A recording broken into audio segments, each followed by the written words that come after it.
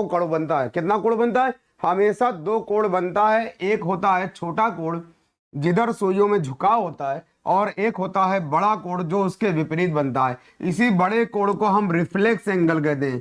क्या कहते हैं? रिफ्लेक्स एंगल कहते हैं। इसी को हम वाइड एंगल कहते हैं, इसी को हम लार्ज एंगल कहते हैं।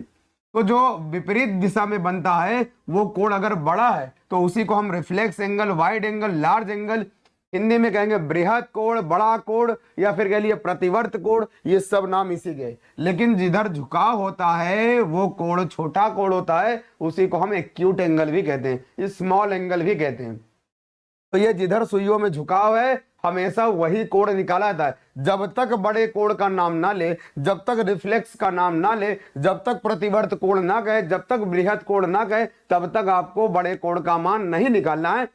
जब वो बड़े कोण का नाम लेगा तभी आपको लाना। मान लीजिए आप सवाल लगा रहे हैं, मान लिया आप सवाल लगा रहे हैं और प्रश्न लगाते समय 180 से ज्यादा आ गया और प्रश्न में बृहद कोण का नाम नहीं लिया या प्रतिवर्त कोण का नाम नहीं लिया, तो याद रखिएगा हमेशा 180 से छोटे वाले को ही आंसर माना जाएगा। हमेशा अगर कोण दोनों सुइयों के बीच का कोण पूछा है, अगर प्रश्न में कोण का नाम नहीं लिया तो हमेशा छोटे वाले को ही आंसर मानना। चलिए सवाल को लगाते हैं। अब हम पहले फॉर्मूले से बताते हैं। m बराबर 2/11 h1 गुणे 30 प्लस माइनस थीटा। पहले हम मास्टर फॉर्मूले से बताते हैं। 3 से 4 लॉजिक बताएंगे बेटा, 3 से 4 लॉजिक बताएंगे, जो आपको बेस्ट लगे, जो आपके अकॉर्डिंग सही हो, जो आपको सही लगे कि हमारा समय ये बचा सकता है और आपके मन में जो आसानी से बैठ जाए आप उसी को ही यूज करिएगा। तो पहला तरीका आपके सामने मास्टर फॉर्मूले से। चलिए बताइए m बराबर कितना है? 10:10 हो रहा है। m बराबर 10 मिनट है। 2/11 h1 का मान 10 है, घंटा जो आपका 10 दिया है, गुणे 30। अब बताइए प्लस ले कि माइनस ले? तो आप जरा ध्यान दीजिए, मिनट की सुई 2 पर है, घंटे की सुई 10 पर है, तो मिनट की सुई पीछे है ना। अगर मिनट की सुई पीछे है तो हमेशा माइनस लेते हैं, थीटा निकालना है। अगर मिनट की सुई घंटे की सुई से पीछे है तो माइनस और आगे है तो प्लस। चलिए देखते हैं, हल करते हैं। 2 पंजे 10, 11 पचे 55, 11 पचे 55 इधर हो गया, ये बटे में था गुणे में आ गया, और 10 में 30 से गुणा करेंगे 300 आएगा, माइनस थीटा आपका हो गया। ठीक है ना। अब 300, अब थीटा इधर ले आइए, थीटा इधर ले आइए, 55 उधर जाएगा तो माइनस होगा। 300 में से 55 घटेगा, 245 आएगा। कितना? थीटा बराबर 245। लेकिन अभी अभी हमने समझाया अगर प्रश्न में कोण का नाम ना लिया, किसका? अगर प्रश्न में कोण का नाम नहीं लिया हमेशा छोटे वाले को ही आंसर मानेंगे। क्या 245 ऑप्शन में थीटा बराबर 245 है? लेकिन ऑप्शन में 245 है नहीं, तो ऐसे में आप क्या करेंगे? थीटा बराबर 360 में से 245 घटा देंगे, घटाने पर सीधे सीधे 115 डिग्री आएगा। सी इज राइट आंसर। क्या आएगा? सी इज राइट आंसर। क्या बात है, बहुत बढ़िया। चलिए बहुत बहुत धन्यवाद भैया विवेक यादव जी, बहुत बहुत धन्यवाद। उम्मीद करते हैं समझ में आ गया है, और अगर समझ में आ गया है तो एक बार धमाकेदार सभी लोग जितने ग्रुप से जुड़े हैं, जहां जहां आप जुड़े हैं, एक बार सभी लोग वीडियो को दमदारी शेयर करेंगे। सभी लोग एक बार वीडियो को दमदारी शेयर करेंगे। बहुत बढ़िया भाई, क्या बात है। चलिए बहुत अच्छे। तो उम्मीद करते हैं समझ में सभी लोगों को आ गया है। देखिए कमेंट पे थोड़ा सा कम ही फोकस करेंगे, क्योंकि पढ़ाने का मूड आ जाए, और पढ़ाने का जब मूड रहता है तो कमेंट पे ध्यान कम ही देते हैं। उम्मीद करते हैं चीजें क्लियर हो गई होंगी। मास्टर फॉर्मूले से आंसर लाने का तरीका आपके सामने है। आपने यम की वैल्यू रखी, आपने एच की वैल्यू रखी, गुणा भाग करते हुए हल करते गए, आपका थीटा का मान 245 आया। हमने आपको बताया कि कोण हमेशा दो बनता है, एक छोटा कोण, एक बड़ा कोण। छोटे कोण को हम एक्यूट एंगल कहेंगे, स्मॉल एंगल कहेंगे, छोटा कोण कह लीजिए, और बड़े कोण को हम रिफ्लेक्स एंगल कहेंगे, लार्ज एंगल कहेंगे, वाइड एंगल कहेंगे, प्रतिवर्त कोण हिंदी में कहेंगे, बृहद कोण कहेंगे, बड़ा कोण कहेंगे। तो प्रश्न में अगर कोण का नाम नहीं लिया है तो हमेशा छोटे वाले को ही आंसर मानिएगा, क्योंकि जिधर सुइयों में झुकाव होता है कोण वही माना जाता है। तो ये पहला सवाल था, पहले तरीके से हमने बता दिया। चलिए अब दूसरा तरीका बताते हैं। दूसरा तरीका आपको बताते हैं। दूसरा तरीका क्या है? थीटा बराबर 60h डिफ्रेंशिएट m इंटू 11/2।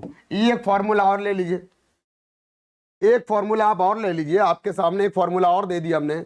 अब इस फॉर्मूले से आंसर लाना है, इसमें डायरेक्ट थीटा निकालने का। तो डायरेक्ट थीटा निकालने के लिए फॉर्मूला है 60, 10:10 हो रहा है, तो यह h बराबर आपका 10 था।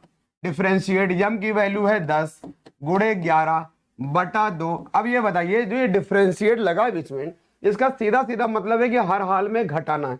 घटाने पर नेगेटिव नहीं आना चाहिए, पॉजिटिव आंसर ही होना चाहिए। तो चलिए 600 ये हो गया भाई, 60 में 10 से गुणा करेंगे 600 और माइनस 11 दाहिने में 100, 11 दाहिने में 110 बटा 2। तो 600 में से 110 घटेगा, कितना बचेगा? 490। 490 बटा 2 बराबर 245। अब बताइए 245 आया है, क्या ये आंसर होगा? क्या ऑप्शन में ये है? नहीं है। अभी हमने आपको बताया कि प्रश्न में अगर कोण का नाम न लिया हो, हमेशा छोटे वाले कोण को ही आंसर मानते हैं जो 180 से कम होगा। अगर 180 से ज्यादा आया है तो आप सीधे सीधे 360 में से घटा दीजिए। 360 में से घटाते हैं कितना आ गया? 115 आ गया। सी इज राइट आंसर। तो ये है आपका मेथड 2। कौन सा? ये है मेथड 2। पहला मेथड मास्टर फार्मूला, दूसरा आप मेथड आपका इस वाले फार्मूले से लगा सकते हैं। फटाफट स्क्रीनशॉट ले लीजिए, साइड में हो जा रहे हैं, स्क्रीनशॉट लेने का मौका दे रहे हैं।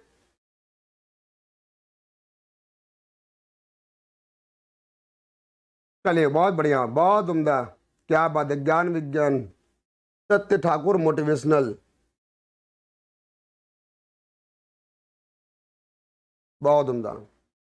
चलिए उम्मीद करते हैं स्क्रीनशॉट ले लिया होगा। हम तीसरा लॉजिक आपको बताने जा रहे हैं। तीसरा लॉजिक फटाफट देखिए बेटा, तीसरा लॉजिक फटाफट देखिए आप।